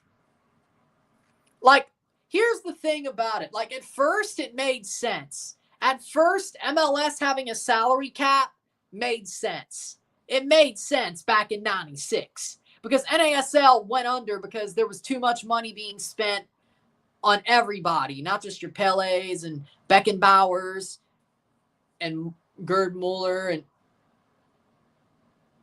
of course, Cruyff. It was more than that. It was everybody. Everybody wanted a piece of that pie. That was a stupid business decision. But the MLS set it up for growth. I'm not saying they were wrong there, but nowadays you're there. You just got Messi. If Messi comes here, it's like getting Beckham times 10, which Beckham kind of alluded to on the Champions League Beckham and Friends thing. He kind of alluded to that. Messi was him times 10. Ironically enough, it was for Beckham's club. But if you could get Messi, you don't need a damn salary cap anymore. You are a real league. You don't need a low $10 million salary cap anymore. You could at least put it at $75 million if you're going to have one. But if you're not, act like a real league. You could say, but what about them being in the summer, the winter summer schedule, the fall spring schedule? No, it doesn't work here. There's a difference with that. It does not work here. The fall spring schedule does not work here. That is point blank, period. It does not work. I will go against that for the rest of my life. I will speak against the fall spring European centric schedule for the rest of my life, whether they do it or not, whether they threaten it for the rest of my life, I will speak against it. It is bullshit. It won't work. And it hurts teams like Toronto and Montreal and the northern teams. That's when you get 9 games on the road in December out of 11. Are you nuts? Or November. Are you nuts?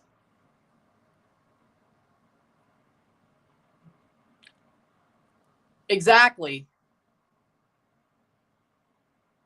Yep.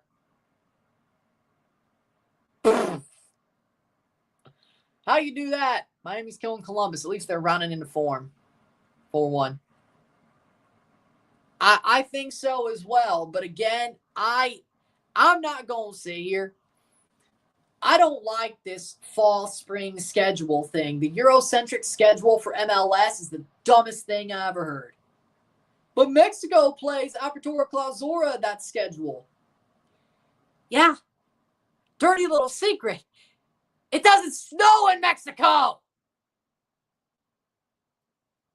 Dirty little secret. It's still pretty warm in December. Dirty little secret. You don't really have the climate disadvantages of playing in Mexico that you do in the United States or Canada, especially over the Mason-Dixon line. And it still could snow in Tennessee. Even Mississippi. It snowed down there last year. It snowed in New Orleans in January. Okay? You're still not safe. Just a lot more rare. Just a lot more rare. It snowed in Mississippi in January. And Georgia. And New Orleans. And North Texas. You're not safe. Aguiman, cross. Clear the ball, Rosted. Oh, dear God, you're an idiot. My God. My God. What is his major malfunction? Dude is Bambi on ice. Oh, my God. Oh, Lord. And that ball's in through. Shot saved by Sean Johnson. Good save. Exactly.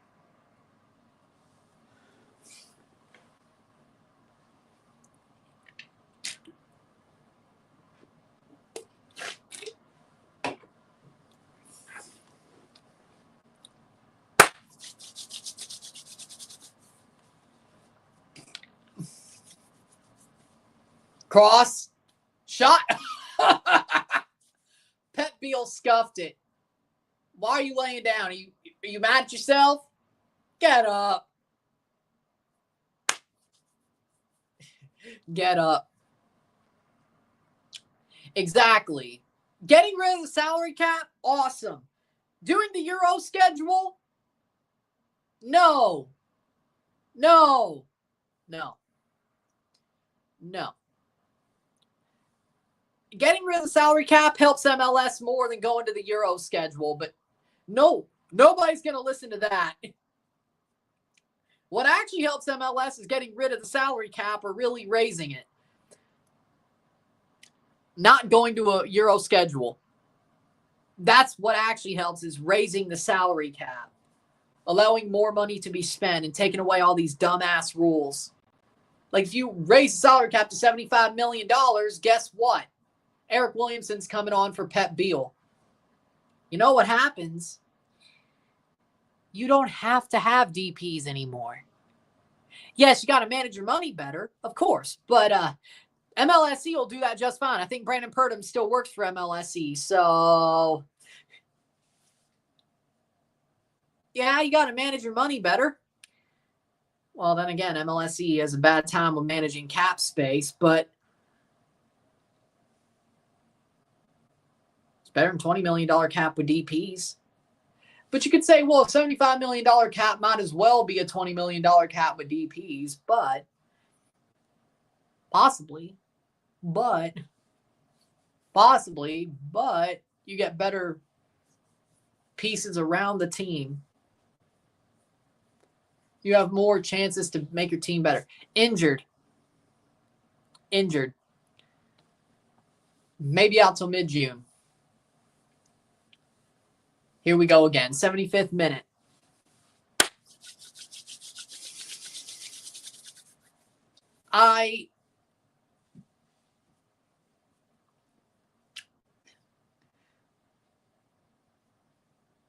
Well, no, I don't think the Raptors ever had a problem with a cap. It's more of a, well, doesn't the NBA have a luxury tax anyway? They don't really have a hard cap. Cross in. Nobody was there. Cozy. NHL has a hard cap. And, well, we've seen what Aguiman saved by Sean Johnson. Offside anyway. You know, we've seen what MLSE could do with a hard cap.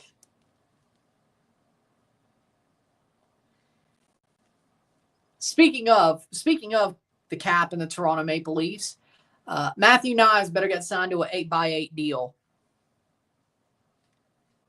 Richie Laryea is coming on for Stefanovic. Richie's back. Richie is back. So he might just play at the Gold Cup. But Richie! We need him. We need him.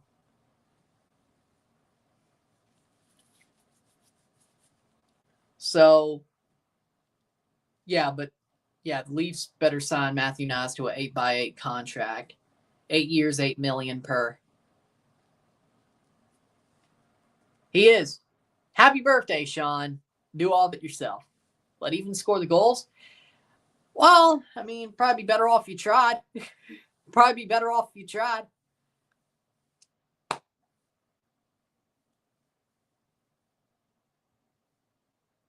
This team. That's about every game this year. Like, I think we could say that for every game this season.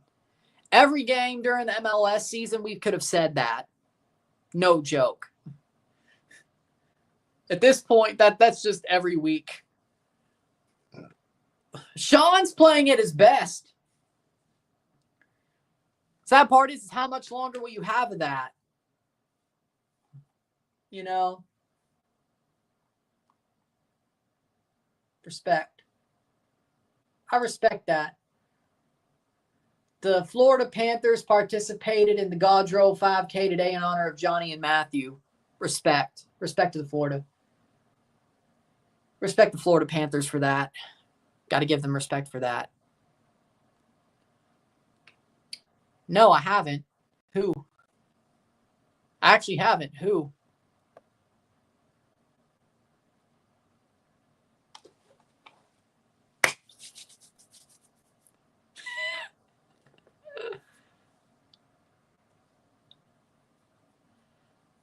Yes, because Messi would still own the team. He get Taylor Swift-like shots every game. Beckham does anyway for Miami, but, do you realize how much Messi would get a Taylor Swift treatment if he owned an MLS team? Even a percentage? They probably put the camera on him more in the actual game. Just like the Chiefs.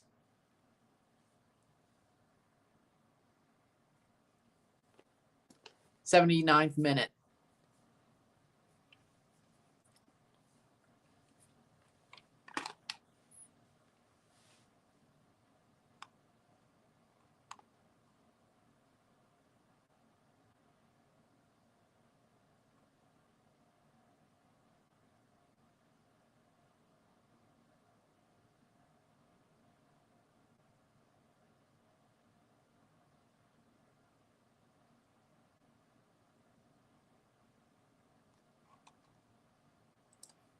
Playing forward, Laryea. I don't know how you let that happen. Hell. Cross in. Didn't Chivas lose Tarrant to Dominic Tarrant to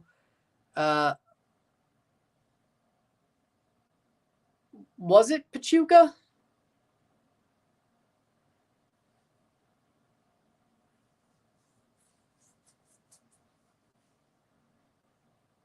Oh no, Jimmy Lozano, coach of Pachuca, but didn't Chivas want Tarrant and then they had to go somewhere else anyway? Chivas is a joke.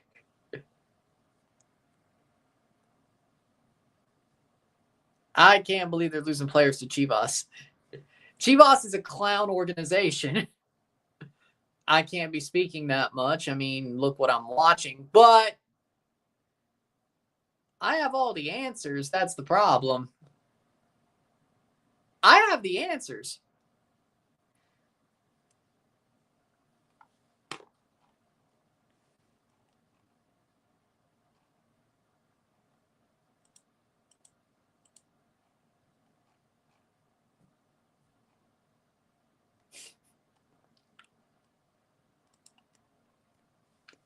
'80th minute, 1-0. Throw in. Tim Ream.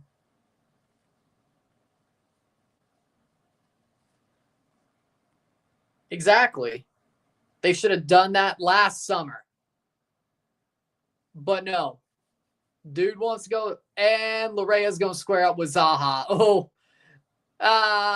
there's classic Richie. There's classic Richie. It didn't take long. It didn't take long. Didn't take long. Just stood over him. He's like, what you gonna do? Richie Larea just aura farmed on Wilfred Zaha. What world is this? Dear God. Richie just went and aura farmed on Wilfred Zaha. What world is this? A man who barely could get a game in the championship just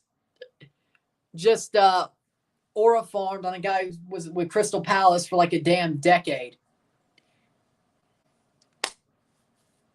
Which was something. I don't know.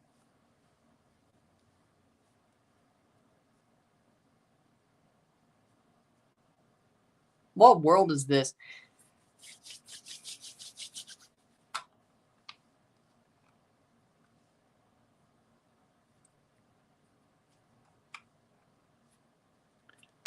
Cross in, header. Thompson heads it away. Aguimang heads it down and gets cleared. Ream. Insigne just kept running. It wasn't going there.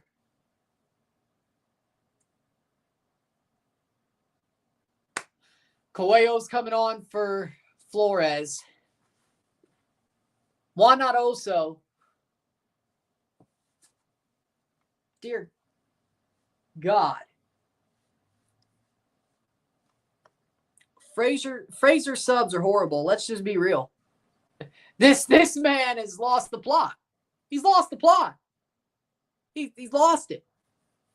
His one sub at the half caused them to be down 1-0 and probably lose this game. And then he's like, no, I'm keeping Oso on, but I'll take out Davey for Coelho. When he should be playing Coelho, by the way. By the way, why is Coelho getting benched all of a sudden? No. Monlouis should be playing 90 minutes. Coelho should be playing the bulk of games. Coelho and Davey at the same time. Coelho, Davey, and at this point, as a 10, if we don't have Paradella, I kind of want to go Corbianu. I really want to play Insigne myself, but playing forward.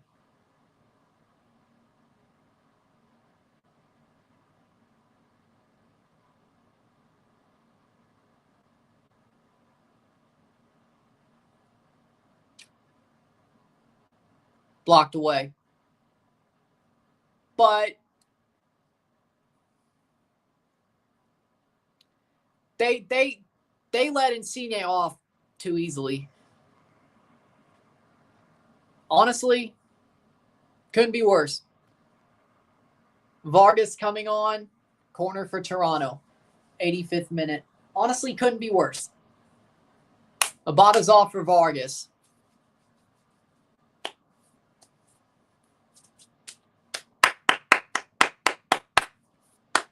'85th minute.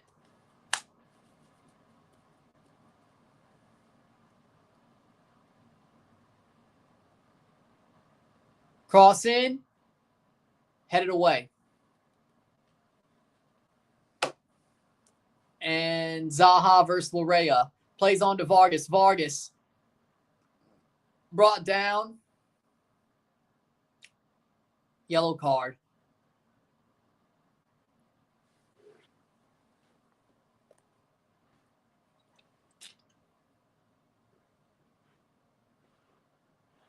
I think Larea might have got away with one there. I think Larea might have got away with one there. I'm not going to lie. That could have easily been dog. So that could have easily. He got away with one there. I mean, knowing how bad pro referees are, he did get away with one there. I'm not saying he did. I'm saying he might have got away with one there.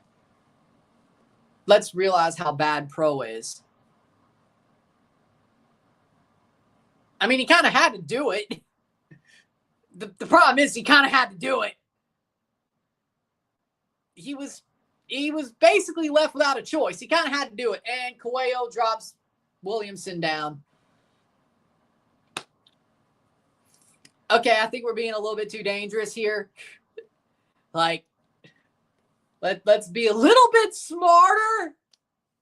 Like, I get you had to do it. If you're Larea, you kind of had to do it. Maybe hope to hell that pro referees don't go full pro and pull him off for Dogso in his first game back. You kind of had to do it. But knowing pro, they might have did it anyway. They might have. Luckily, he got away with one. Whether he actually did or not. Well, that's just normally. Richie plays with a lot of passion. So sometimes that happens. Have you seen Richie Larea play? He almost gets into one every game. But I love that about him. He almost gets into a fight every game.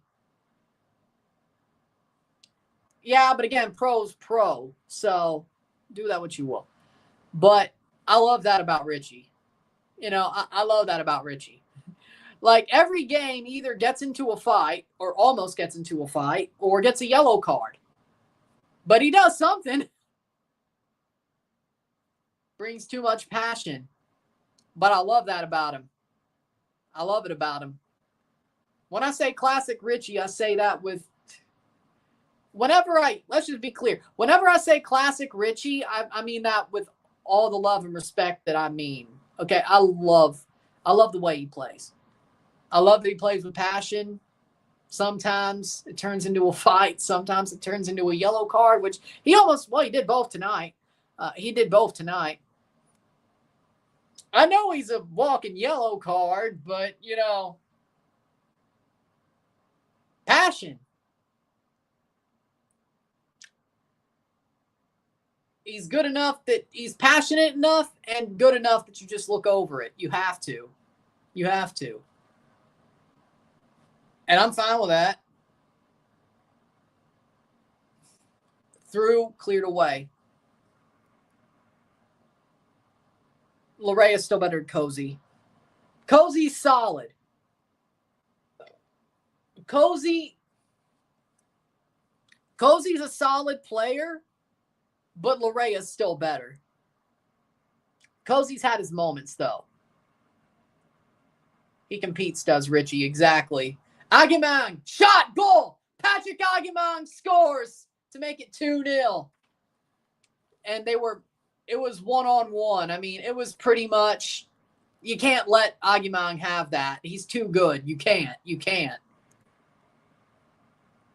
Patrick Aguimang scores.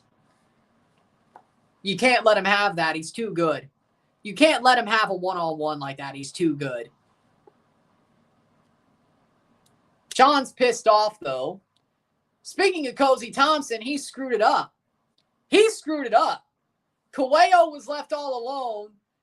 I don't blame Coelho for anything, and Patrick Aguimang does what he does.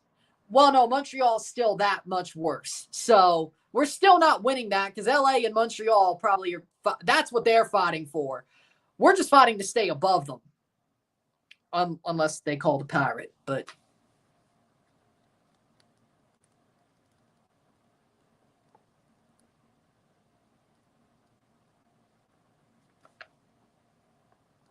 that'll do it.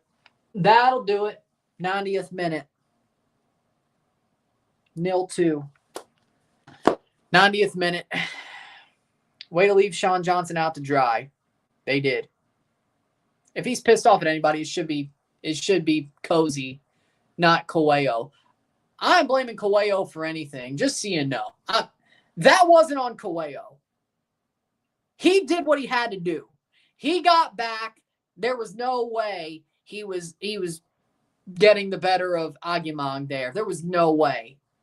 Like, it would have been an act of God if he did. I love Cuello, but Aguimang's at least got what? 40 pounds on him? At least?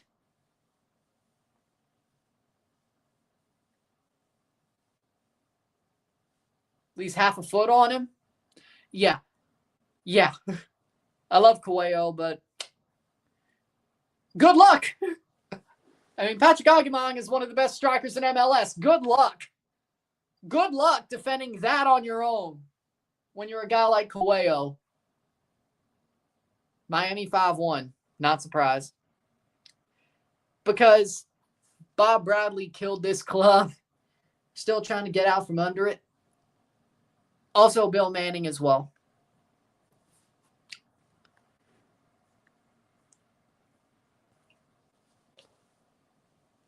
Two more minutes to go.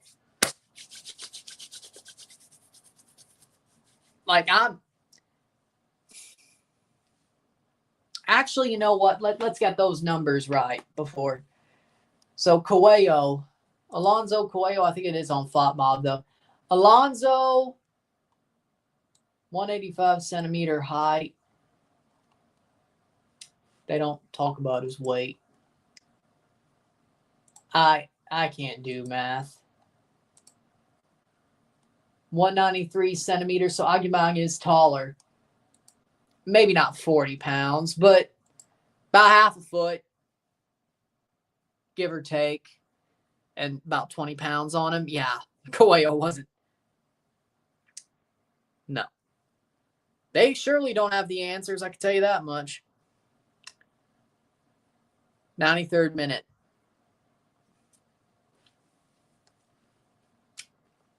(2-0) Charlotte.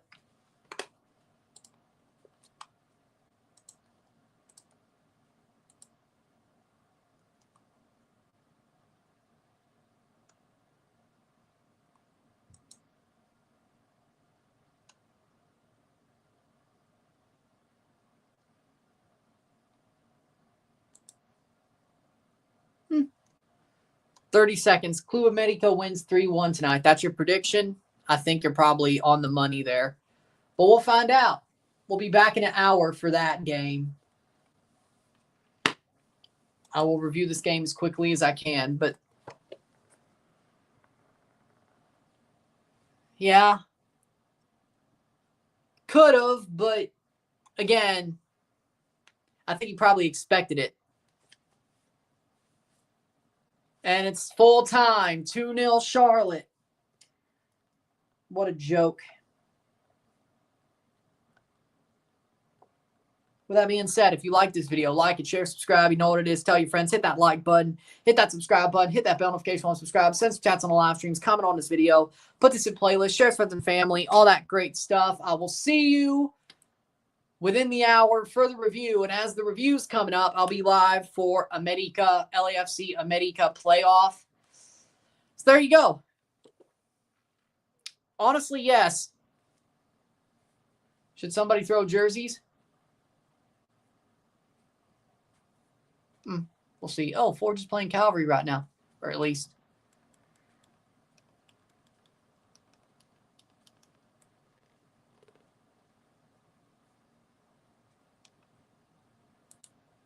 There we go. With that being said, I'll see you later. I'm Ryan and I'm out. Peace. See you.